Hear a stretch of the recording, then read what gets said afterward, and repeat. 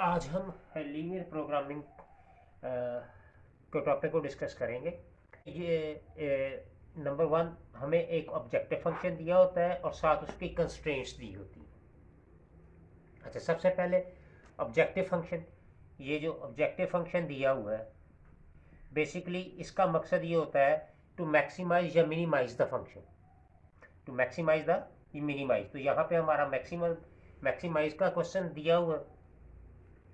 और ये देखें, ये लीनियर से मुराद ये है कि आपका ऑब्जेक्टिव और जो कंस्ट्रेंट्स हैं ये लीनियर होनी चाहिए, ठीक है। और साथ साथ इनके दरमियान में इनइक्वालिटीज़ का साइन है। तो अगर ये जो हमारा ऑब्जेक्टिव फंक्शन और कंस्ट्रेंट लीनियर हो तो हम डिफरेंट मेथड्स अडॉप्ट कर लेते हैं लीनियर प्रोग्रामिंग को सॉल्व करने के लिए। उसमें हम ग्राफिकल मेथड यूज़ कर लेते हैं, और क्या होता है, सिंपलेक्स मेथड होता है, और ड्यूल प्रॉब्लम भी होते हैं। तो हम डिफरेंट टाइप के हम मेथड्स जो होते हैं लीनियर प्रोग्रामिंग को सॉल्व करने के लिए अडॉप्ट करते हैं। अच्छा, अब इसमें आज हम जो टॉपिक डिस्कस करेंगे वो हम ग्राफिकली रिप्रेजेंटेशन करेंगे कि ग्राफिकली हम कैसे लीनियर प्रोग्रामिंग को सॉल्व कर सकते हैं।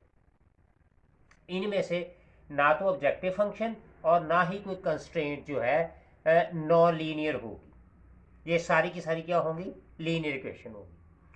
चले स्टार्ट करते हैं। सबसे पहले ये जो फर्स्ट कंस्ट्रेंट है इसको हम लिख लेते हैं 2y minus x equal to 8, और दूसरी कंस्ट्रेंट हमारे पास है जी x minus y equal to 4। अब आपने क्या करना है, सबसे पहले इनके पॉइंट्स निकालने। तो ये जो पहली इक्वेशन है, ये है पहली इक्वेशन। अगर मैं x जो है वो ज़ीरो ले लूँ, अगर मैं x ज़ीरो ले लूँ तो y मेरे पास क्या आ जाएगा, 4 आ जाएगा। x ज़ीरो लूँ तो y मेरे पास क्या आएगा, 4। इसी तरह से अगर मैं y ज़ीरो ले लूँ, y क्या करूँ, ज़ीरो ले लूँ। इसी में फर्स्ट इक्वेशन में अगर y ज़ीरो ले लूँ तो x मेरे पास क्या आ जाएगा, -8 आ जाएगा। तो ये पहला पॉइंट मेरे पास आया 0 4 का, और दूसरा पॉइंट मेरे पास आया -8 0 का। सिमिलरली दूसरी इक्वेशन के अंदर हम करेंगे, दूसरी इक्वेशन के अंदर जब हम x को लेट करेंगे ज़ीरो, x को ज़ीरो करेंगे तो y क्या आ जाएगा, -4। जब y को ज़ीरो लेंगे, यानी जब हम y को ज़ीरो ले लेंगे तो x मेरे पास क्या आ जाएगा, 4 आ जाएगा।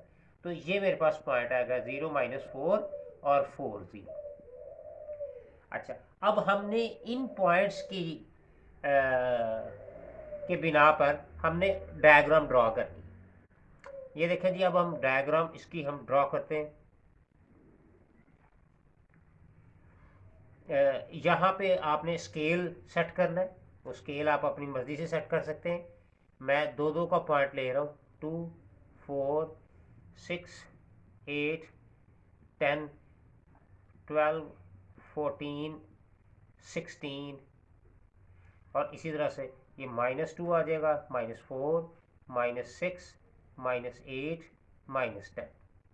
सेम लाइकली इधर भी ऐसे ही है, 2 का डिफरेंस मैं ले रहा हूँ, 2 4 6 8 10। सेम इसी तरह से -2 -4 -6 -8 -10। ये मेरा ओरिजिन है जो कि 0 0 को रिप्रेजेंट करता है। पहला पॉइंट है 0 4, तो 0 x का है, ये 0 x का है, और 4 y का है, तो ये y का आ रहा है। ये x है और ये मेरे पास y है, तो ये पहला पॉइंट आ गया, ये वाला। फिर -8 0 है, -8 x का है, y 0 है, तो ये पॉइंट आ गया ये। तो अब आप इसको इसके साथ ज्वाइंट करते हैं, ये ज्वाइंट हो गया, ये लाइन ज्वाइन होगी। नेक्स्ट क्या है, 0 -4, ये 0 आ गया, और -4 किधर है, ये नीचे, ये यहाँ पे आ गया, ये पॉइंट आ गया।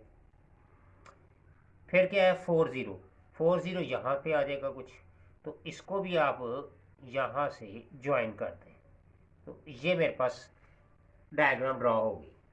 अच्छा, अब आपने क्या करना है, आपने सबसे पहले यहाँ पे आपने ये चेक करना है कि फिजिबल रीजन क्या है।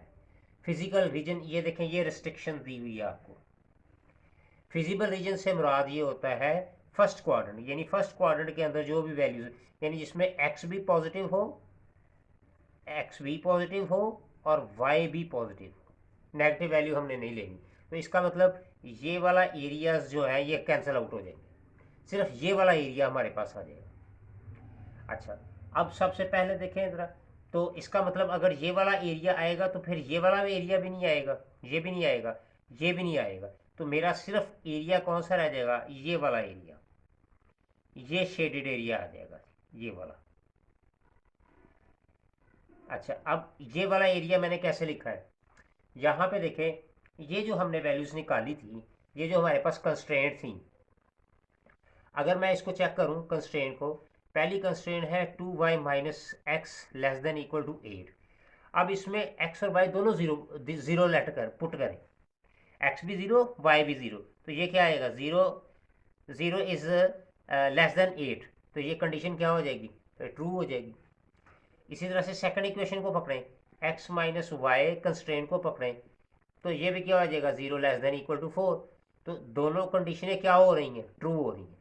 अगर ये कंडीशन ट्रू हो जाए, ये देखें ये भी कंडीशन ट्रू है, ये भी कंडीशन ट्रू है, अगर ट्रू हो जाए तो ये लाइन जो है टूवर्ड्स ओरिजिन की तरफ, अगर कंडीशन ट्रू हो टूवर्ड्स ओरिजिन की तरफ, और अगर फॉल्स हो आउटसाइड द रीजन, ये ओरिजिन है, तो इसका मतलब इस लाइन ने इस तरफ मूव करना है, यानी यू मूवमेंट है, ये मूवमेंट है, ठीक है। और जो सेकंड कंडीशन है, जो फर्स्ट भी ट्रू है, सेकंड भी ट्रू है, इसका मतलब ये भी ट्रू है, टूवर्ड्स किसके आएगा, ओरिजिन की, तो इसकी मूवमेंट क्या होगी, वो ये इस तरफ होगी, ये देखें जी, ये मूवमेंट है, ठीक है। तो इसका ये फिर एरिया जो है वो हमारा ये वाला एरिया, ये वाला हमारे पास एरिया आ जाएगा।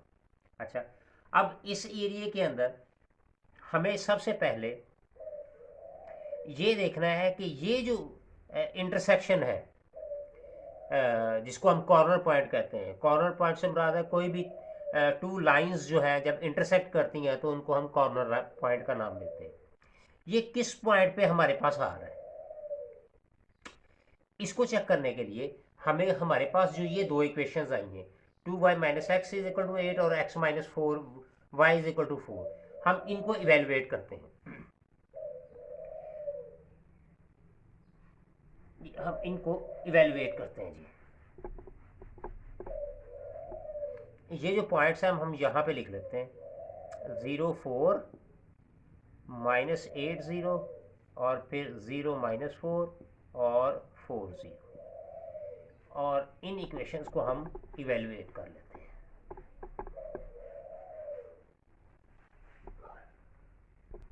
अब सबसे पहले आप ये कॉर्नर पॉइंट निकालें जी, इसको इवेलुएट करें। तो अगर आप देखेंगे तो ये प्लस का x और ये माइनस का x कैंसिल हो जाएगा, तो मेरे पास रह जाएगा y जो है वो 12 आ जाएगा। मैं इनको इवेलुएट करूँगा, तो अब ये y12 जो है इन दोनों में से किसी एक में फिट कर दें। पहले सेकंड में करते हैं, x minus y is equal to 4, x minus 12 equal to 4, तो x कितना आ गया 16, तो मेरे पास पॉइंट आ गया 16 12।